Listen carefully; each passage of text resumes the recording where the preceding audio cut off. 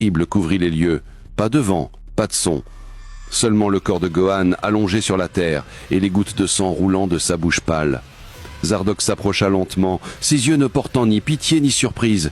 Il murmura d'une voix basse et mystérieuse, comme s'il s'adressait au destin lui-même. Comme je m'en attendais, mon sang ne pardonne pas les faibles. Puis il leva le regard vers l'horizon et dit: Je pense que je vais chercher moi-même l'autre Saiyan qui se cache.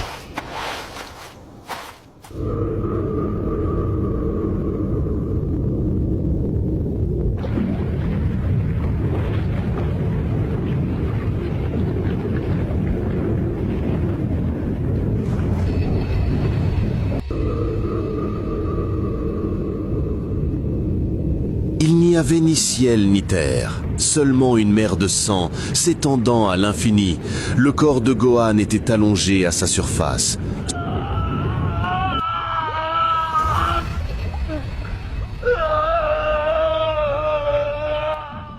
Son visage couvert de taches et une voix faible murmurait à son oreille. Une voix dont il ignorait la source. Viens à moi, j'ai quelque chose à te montrer.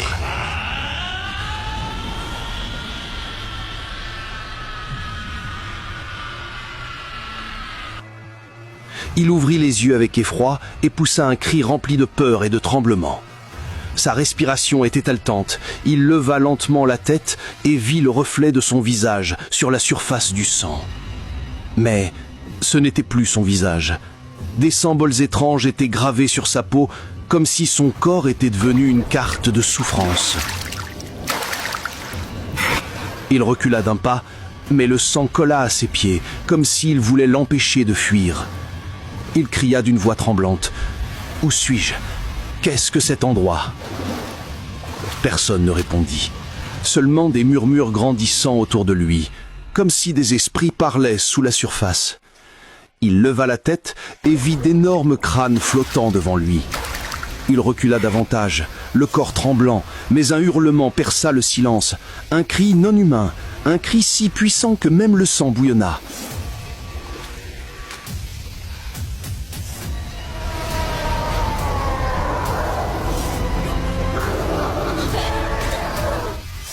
Alors Gohan se redressa malgré la peur, serra les poings et dit d'une voix basse: « Non, je ne peux pas mourir ici.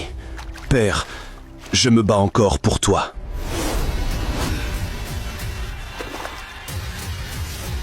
Où suis-je? Pourquoi l'air est-il si lourd ici? Le sang ne s'arrête pas. Son odeur m'étouffe. Qu'est-ce que cet endroit? C'est l'enfer? Je ne veux pas mourir ici. Tout m'observe. Même les ténèbres sont vivantes.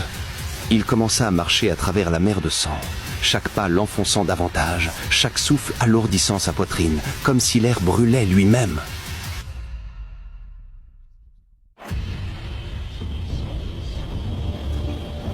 Il vit des crânes alignés sur les côtés, des rangées infinies, leurs bouches ouvertes, souriant comme s'ils attendaient sa chute.